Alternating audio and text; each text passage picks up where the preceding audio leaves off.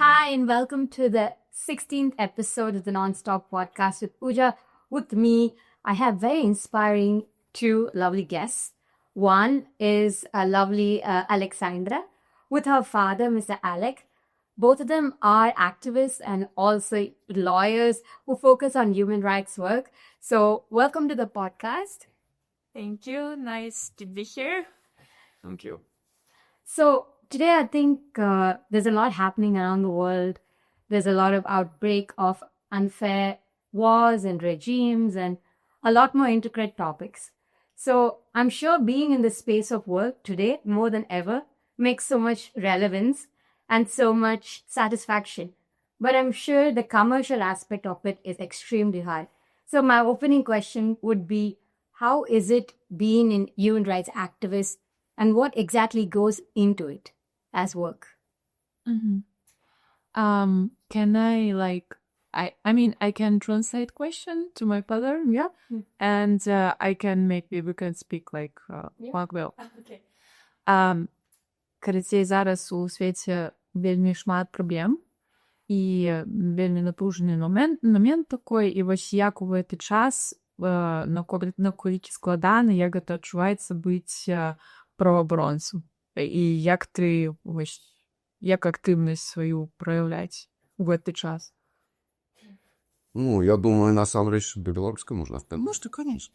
Я думаю, насамрэч цяжка быць праваабаронцам у гэтыя такія смутныя часы зараз увогуле, а беларускім праваабаронцам быць удвайне цяжэй, таму што ёсць падтэкст палітычны перадусім, тое, што праваабаронцы не могуць працаваць непасрэдна ў краіне, в Беларусі, і тое, што яны вымушаны зараз працаваць усе за межы.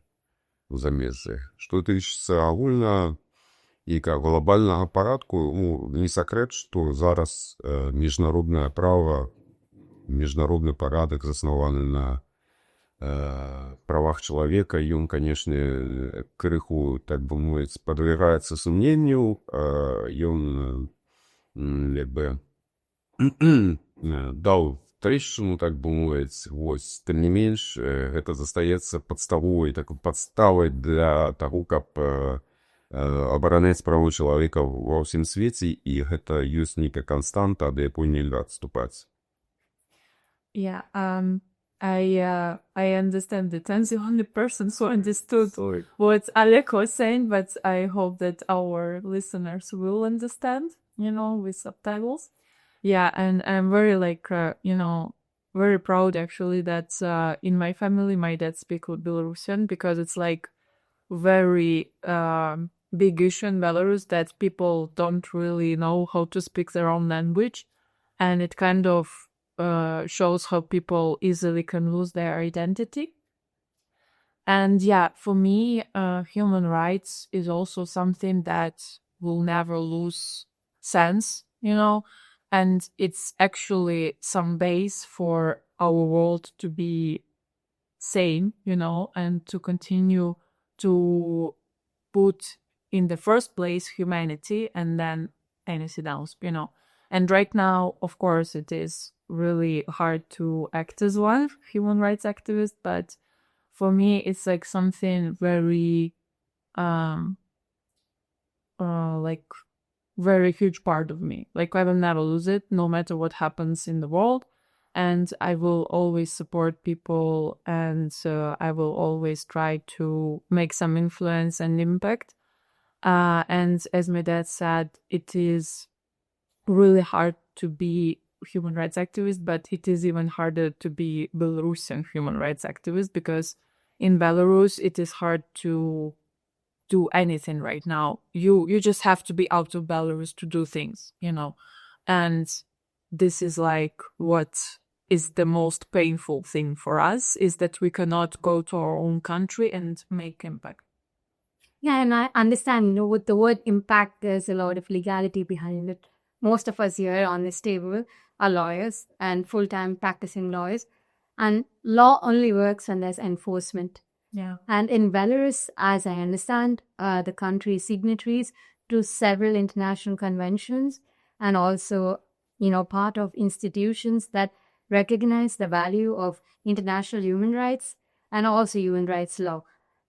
And I, like many others, came across several political news where Belarusians have been imprisoned, have been, protesting against several unfair regimes, like it is in the rest of the world. There is something that we're always unhappy about, but the level of aggression with the protest comes as a cost of imprisoning people directly. So are laws rewritten even though you're signatories to this human rights convention? How do you see the enforcement as a young person from Belarus? And then we can take your dad's. Yeah. Well, law is a tricky, topic, in general. Like, you can write a lot of laws. You can talk a lot about how good it's on paper, but in life, it is very important for people to know that they are accountable for their actions. What happened in Belarus is that government kind of created a system in which everyone who broke the law was not accountable for this, So that's what gave them power and authority, to behave against law. Because when you are not afraid of punishment, how would you be motivated, or how would you be stimulated, to act by law? I don't think it's possible.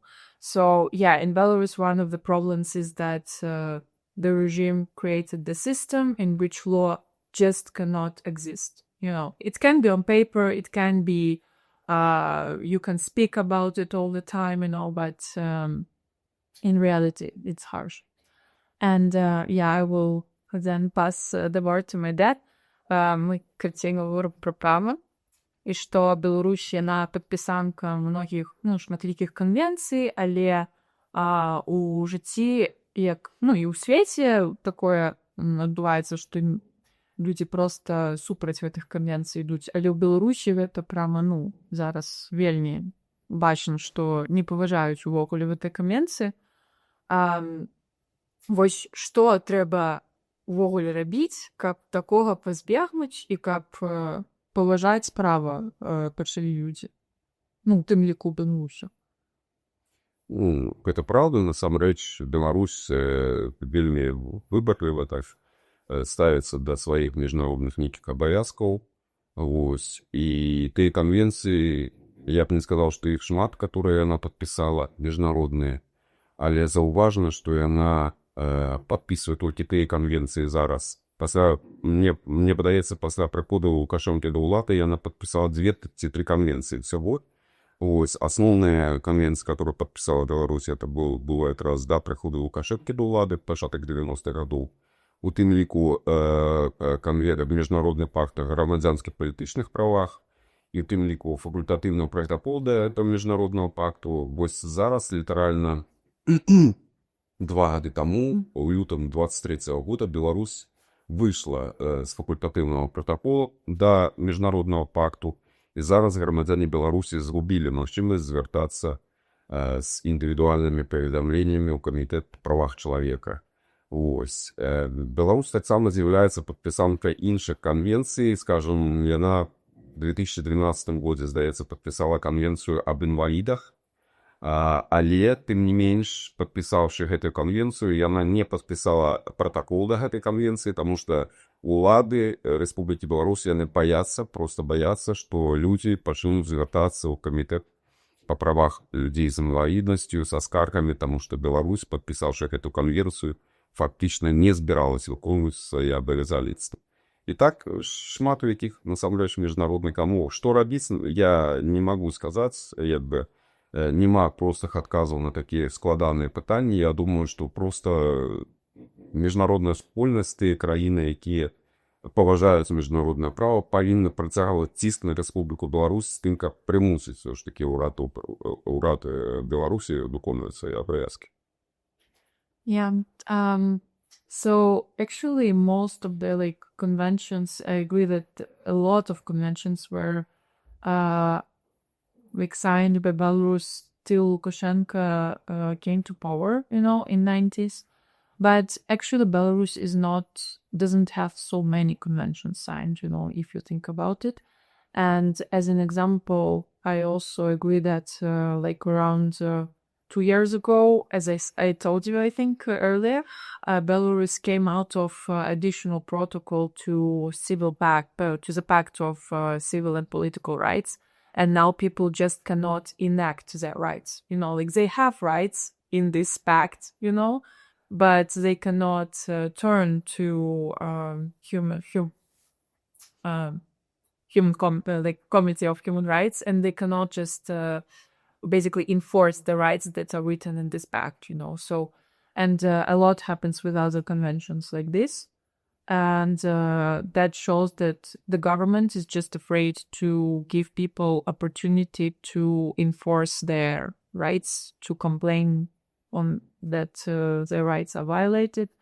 And also, I also agree, with my father, that the most important right now is for international community and for other democratic countries not to forget that Belarus is in such a dangerous place with human rights, and the pressure on Lukashenko should continue, by all the ways possible, because otherwise we're going to end up again,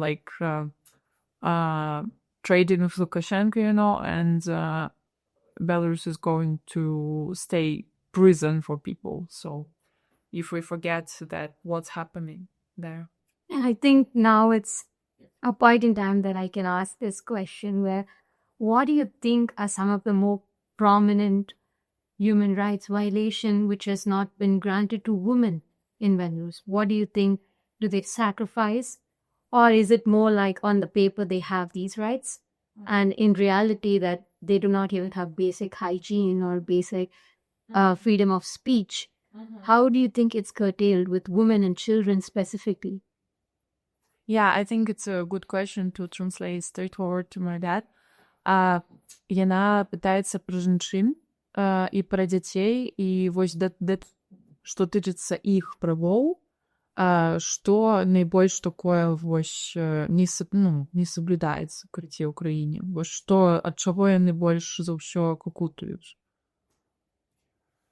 Па-першае, калі сказаць агулам пра жанчын і дзяцей як асобныя групы, то Беларусь з'яўляецца падпісанкай, канвенцыі аб ліквідацыі дыскрымінацыі ў адносінах да жанчын і нават факультатыўнага пратакола да яе, таму зараз у беларусах застаецца магчымасць звяртацца ў камітэт па ліквідацыі дыскрымінацыі ў адносінах да жанчын. Беларусь з'яўляецца таксама падпісанкай камітэта па правах дзіцяці, канвенцыі, па правах дзіцяці, але не мае права туды звяртацца. Там, па-мойму, нават не выпрацоўаны механізм, калі я не памыляюсь. Тым не менш, калі сказаць пра парушэнне, асноўнае парушэнне, то я думаю, што Беларусі ёсць, па-першае, дыскрымінацыйныя падыходы ў адносінах да жанчын, і гэта заўважна па таму, як жанчыны, якое месца жанчыны займаюцца болей у грамадстве і ва ўладзе.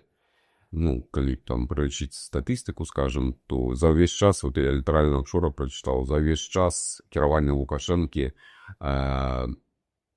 віцэ-прэм'ерам, гэта значыць намеснікам прэм'ерам, не проста прэм'ерам, а віцэ-прэм'ерам было 2 разы толькі жанчына, вельмі кароткі перыяд, 2 жанчыны, вельмі кароткі перыяд. То бок вярхушка ўлады — гэта чыста мужчынская такая прерагатыва, і сам Лукашенко кажа аб тым, што жанчыну не месца, скажем, на пасадзе прэзідэнта. І гэта такія дыскрымінацыйныя падыходы, якія публічваюцца, адпаведна прыніжаюць жанчын.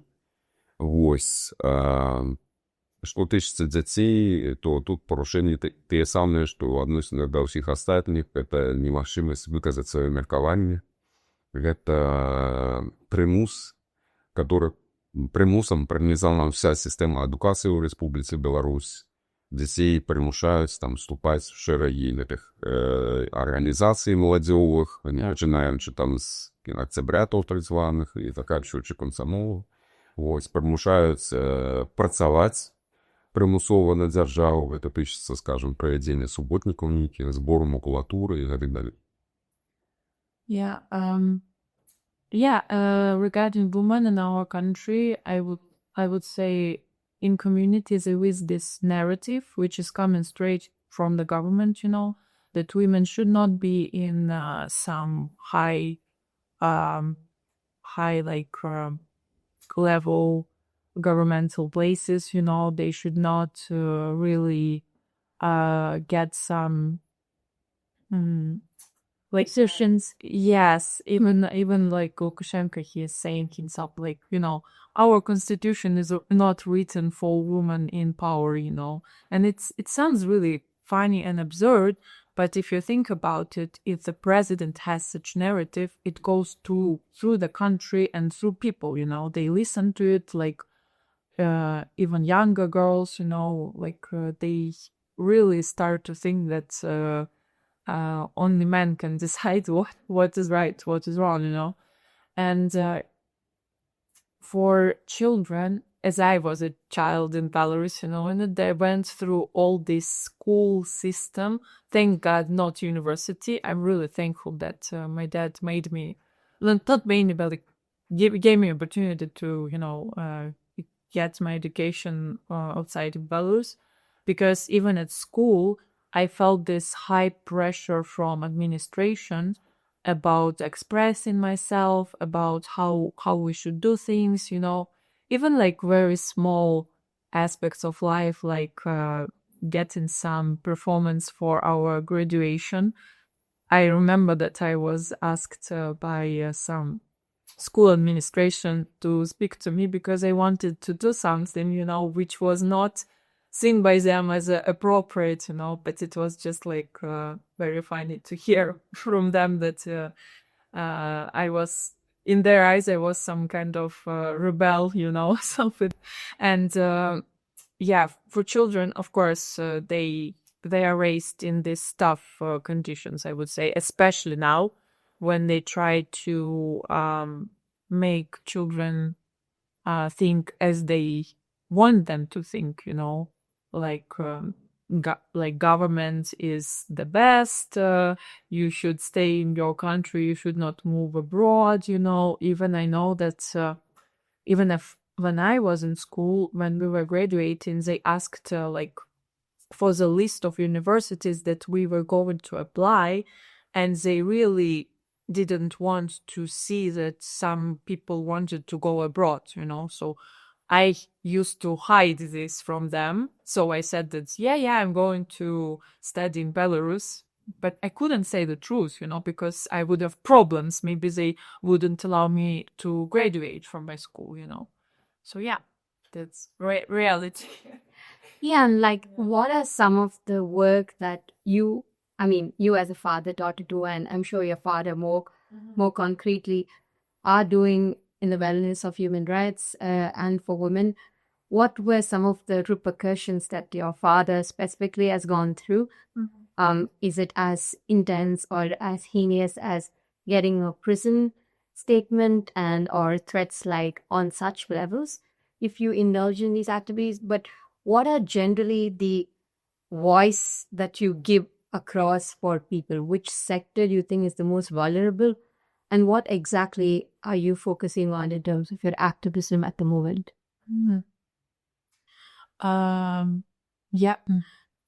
Sorry, I need to think how to translate this. Розповіді про які активності, які є, що ось ти робиш, щоб голос людей був почутий, щоб більше там, до людей ведало про те, що відбувається, які ось активності зараз у твоїм житті відбуваються, щоб більше людей ведало про те, що про порушення, які відбуваються. Активнасці, асноўная зараз мая актыўнасць гэта праца па пытанні прымусовай працы ў Беларусі. Вось я на канец мінулого году з беларускіх турмаў выйшла парадку 2500 беззняволеных.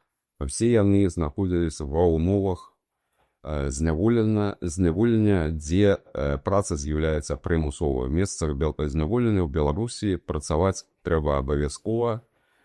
І людзі, которые працуюць у турмах беларускіх, яны знаходзяцца ў вельмі неспрыяльных умовах, яны атрымліваюць за сваю працу лічаныя капейкі. Гэта фактычна гэта рабская праца. Вось, літаральна на днях я быў некалькі дзён таму, 2 дні таму я вярнуўся з Прагі, дзе я сустракаўся з спецдакладчыкам па пытаннях правоў чалавека па Беларусі, Нілсам Мужнекісам. Гэта спецдакладчык, які быў прызначаны в лістападзе мінулого году на змену Анаіс Марэн. Гэта мінулая жанчына, которая узначалівала гэту працэдуру.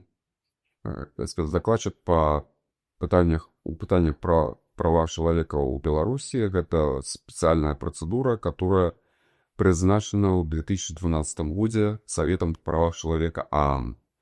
Вось. І мы говорили з Нілсом, з гаспадаром Нілсом, і ён зараз рыхтуе чарговы свой даклад, который менавіта будзе звязаны з пытаннямі прымусовай працы ў Беларусі. І да конца весны, до конца траўня, ён збірае усе звесткі для свайго дакладу. Мы з ім дамовіліся, што я падрыхтую пакет дакументаў, пакет кейсаў па прымусовай працы і буду дасылаць ім.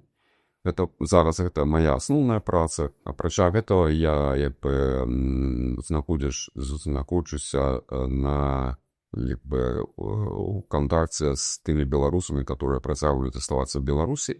І калі ёсць нейкая патрэба ў дапамозе з майго боку, з боку маёй арганізацыі, мы аказваем такую дапамогу, у тым ліку дапамогу ў складанні нейкіх юрыдычных дакументаў, кансультавання, псіхалагічная дапамога, магчыма, фінансавая дапамога і гэтак далей. Такі пытанні.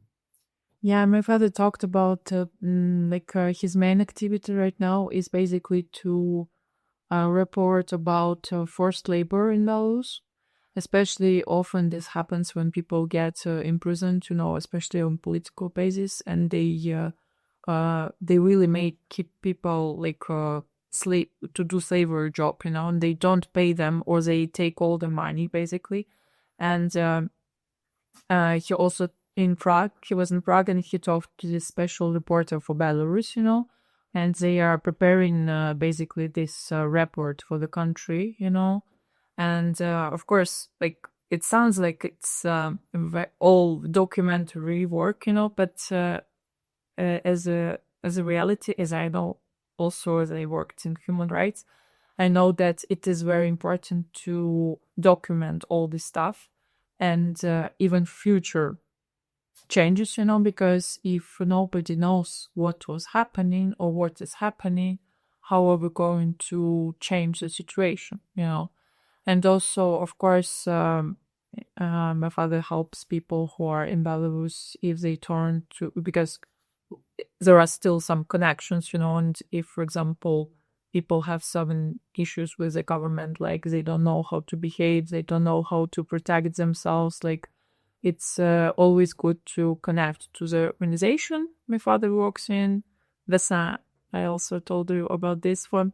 And they usually try to help people with some information, with how to draft some claims, Of course, it's not always efficient, or it's not always very helpful, but at least that's what we can do right now, And also, from my experience, I still get some bad news every month from my friends that someone from my town, from just in general from Belarus, going to take, or for example, on the border, then I can help them to maybe tell how to track people, because like not all people know how to do that, because people are just feel lost when someone is detained, arrested, so I can, for example, ask my father, like, this person was detained, blah blah, like, can we do something, can we help find him in, like, or her, like, in which prison they are, and all this stuff. And what about me, like, about my activity, I would say that I don't have some official activity right now, because I used to work in human rights organization, but it was very mentally hard for me, I would say.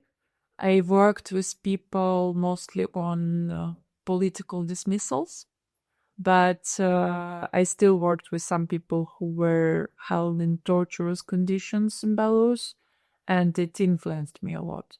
So I would say I am not going to get back into this, but I'm trying to keep my voice loud. I'm here today because it still matters for me, I'm here today because I want to talk about this.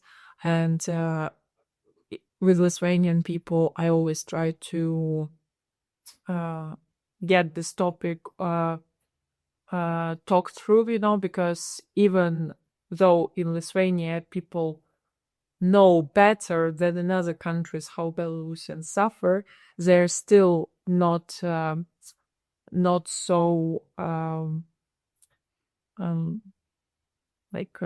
so well known, about what actual things happening. And even like my colleagues or my, like, some Lithuanian friends, they're like, you are telling this and we think that it's a movie, because for us it cannot be real, in our head it's not real.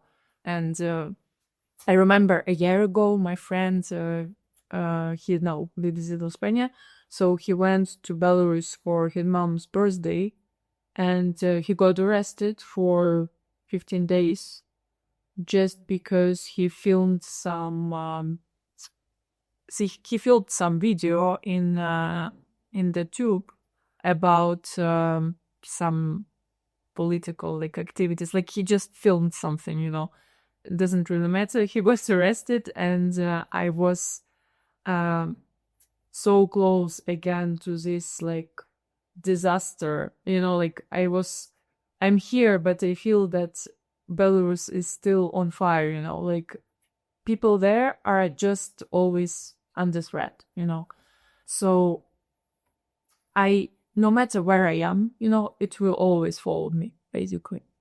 Yeah. Sorry, я еще хотел бы сказать один момент. Еще одна активность, которой мы занимаемся, это вызволение політичних зняволеных. І хоча це не зовсім правоохоронна праця, це ще й політична праця, але тим не менш у місцях зняволення в Білорусі зараз прикладно каля 1300 політичних зняволеных. І це не повныя лічбы, тому що мы не ведаем поўных лічбаў у сілу аб'ектыўных прычынаў. Сярод гэтых 1300 чалавек, 5 чалавек праваабаронцаў, якія з вясны, нашы калегі. У тым ліку я хочу, каб як мага больш людзей ведала аб этом. У тым ліку старшыня нашай арганізацыі Алесь Беляцкі, который з'яўляецца Нобелевскім лаўрэатам прэміі міру 2022 году. І гэта другі чалавек за ўсю гісторыю Еўропы, который сядзіць у турме, атрымаўшы Нобеля. Первый человек – это немец Карл фон Осецкий, который сел в турму, атрымаўшы Нобеля при Гитлере, при нацистском режиме и помер у турме в 1938 году. И мы не хотим, как гэты ж самый лёс напаткаў Алеся Беляцкага, который, як и при нацистском режиме, в сярэдзіне стагоддзя, зараз при режиме Лукашенко фактично гніе ў турме, губляе здароўе і, магчыма, сваё жыццё. Yeah. I just, it's very real. Like, I also told you about Ales Bilaski, who is basically like the founder of Vesna, And what my father is saying, that he's basically the second person in history who got Nobel Prize and sits in prison for political reasons. Because the first person, sorry, I don't remember his name, but my father said about it. The first person who was also held the Nobel Prize and was in prison was in the times of Hitler regime in Germany, and that person died in prison. And what my father and his colleagues don't want to repeat this fate for Ales Bielatsky. So they are doing everything to try and release people, especially people who worked for Vesna, because their fate is right now totally in the hands of Lukashenko, and he can basically do whatever he wants. Mm-hmm. Yeah, so we've mentioned the organization that your father works for, which is the Visna, which is called Spring in Belarusian. And yes, so for the viewers or someone who's listening, that's where your father works and where he conducts all this good work that he's doing. I have a couple of quick questions for you, because we've gone into really lengthy and very, insightful answers. Tell me some of the heinous things that are happening, like even quick things, because in most parts of the world where democracy prevails, law is kind of followed to the T. For example, from where I come from, life sentences for 2 years, and it's divided according to the crime that you commit and based on, the level of seriousness, very simply put. So I'm sure that there are different thresholds in your country, and also the common misconception is that we are all extremely patriotic and we're attached to the land we come from. I'm sure there is not just evil in your country. I'm sure there has been a significant time where there's also been goodness and there's been wellness at the place that you are in. Probably it's due to some political situations. Everything has, changed. But I want to know how you see it as being from the wrong side of history today, and also having to witness a lot of unfair situations happening very close to your country.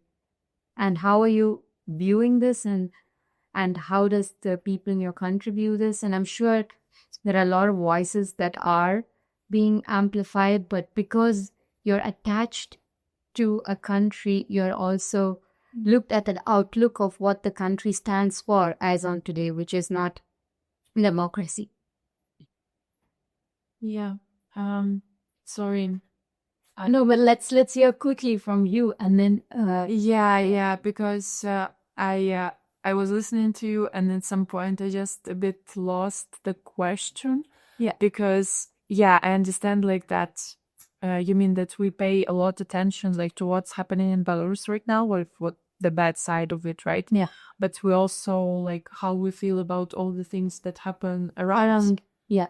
I see. Yeah. And some of the more serious crimes in your country, like against women or people, what's the highest punishment that a person could get? Okay. Yeah, by law, Yeah. Well, the highest punishment is death penalty, actually, in Belarus. And what actually Vesna and human rights defenders do, they try to stop this from happening. They try to eliminate death penalty, because death penalty always leads to opportunity to be mistaken. The court mistake is always in place. For example, even in USA, there is some statistics when they the court prosecutes someone and they punish with death penalty, and then in 10 or 12, 20 years, there is news that this was a mistake, So in Belarus, of course, we're trying to eliminate this, but I'm not sure about other punishments, because basically, no matter what is written in law, they can prosecute you in different ways,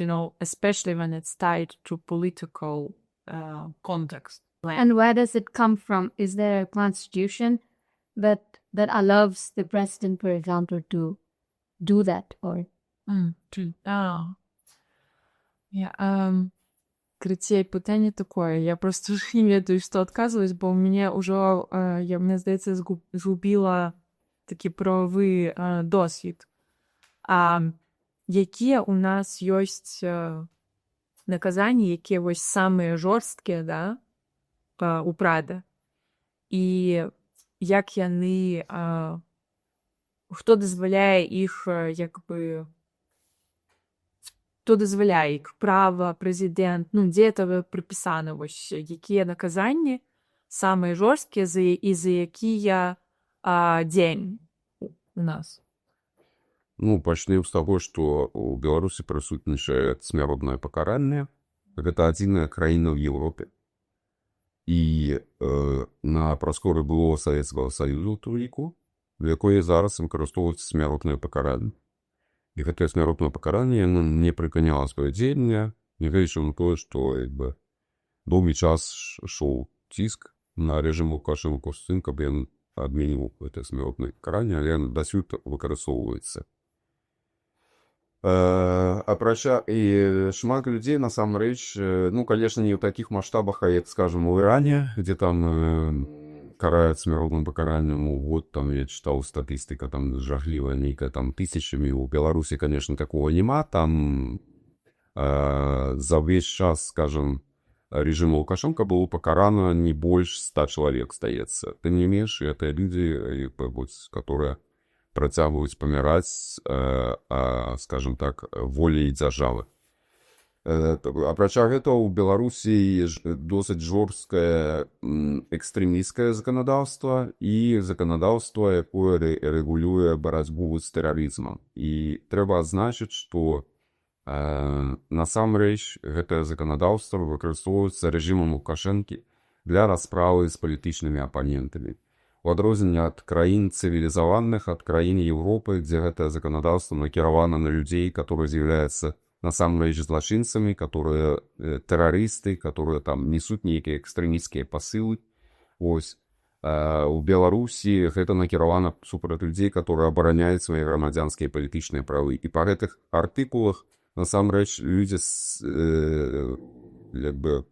караюцца зняволеным на вельмі вялікія тэрміны. Вось зараз у Беларусі сядзяць шэраг палітычных заключоных, которые пакараны на тэрміны там 15-18 гадоў. І гэта па так званых экстрэмісцкіх артыкулах, але насамрэч гэта за тое, што людзі проста выйшлі з мірным пратэстам і хацелі змяніць гэтую ўладу. We have a lot of punishments in law which are prescribed for terrorist or extremist activities, but what the government does, it uses it against normal people who just are activists, basically. Yeah, I think that makes a lot of sense. And with that, we have also come to the very end of the podcast. And this has been a very interesting podcast, but it's also been very tense. And we asked the guests, what is that one book and movie that changed their life? Very briefly, if you could tell us, and you could share with your Dennis one. Yeah. Зараз про книгу і фільм. Може, ти почнеш? Я мог почати. Я на то не розшарую, але я не скажу, что у меня есть некие фильмы альбо книги, которые там, скажем так, кардинально повпливали. Мне было звичайне советское дзяцінства и звичайные советские книжки. Так, я памятаю этой книжки, когда я вельмі любил читать. Я памятаю этой романы, скажем, там, Войнича Овод, вось такі рэвалюцыйны роман. Памятаю, напрыклад, я читал шмат там Джек Лондон, Мартин Иден, его роман. И меня сапраўды захапляли вот гэтыя творы, в которых описываются люди, которые, досягали нейкіх мэтаў сваіх, которые ішли супраць там усіх, скажем так, для того, каб дамагацца справядлівасці нейкай. Мяне гэта заўсёды захапляла. Але я думаю, што чалавек насамрэч фармуецца не толькі на кнігах, на нейкіх фільмах, это адзін толькі складнік, адзін толькі чыннік. Насамрэч ёсць яшчэ там, вельмі шмат багата складнікаў, якія фармуюць характар чалавека, якія фармуюць фактычна яго лёс. Я вспоминаю свою бабулю, дзядулю, которые жылі ў вёсцы, которые размаўлялі па-беларуску. Магчыма, гэта запала мне ў душу, і зараз, калі я просто вырас, у меня такая захацелася таксама гаварыць па-беларуску. Я хочу сказаць, што просто моўнае пытанне ў Беларусі вельмі такое, вельмі балючае. Беларуская мова выцеснена з усіх сфераў грамадскага жыцця. Вось, і людзі, которые прамаўляюць па-беларуску, насамрэч яны выглядаюць як ворагі рэжым. Да. Yeah, I actually cannot recall, any specific movie or book, because the problem here is that I was raised a lot in Russian context, and culture. And I agree with my father that I had also a lot, like my childhood built on some Russian classic literature, which it's not me who chose this, and it's actually very important for me right now to try and switch to Belarusian content. And what I started with is music, because I'm a musical person, and I love listening to music. And I guess that even yesterday I went to this concert of it's this t-shirt I got it yesterday from this music band. I mean, they're called Swada and Nichos, but it's like not, I guess, I'm not sure if it's a band's name, but what they do, they write song is in Podlash accent, which is on the border of Poland and Belarus, and it's like specific a language which is a mix of Poland, Ukraine, and Belarusian. And I really love people who do something like that, because for me it's so important to remember who I am, and I am Belarusian, and I will always stay Belarusian no matter where I am, no matter which language I talk. And I think that I'm trying to get myself onto this path of pursuing Belarusian in everything, in movies, in books, in music. Yeah, and with that, it has been an absolute honor to have Mr. Alex and Alexandra on this very podcast.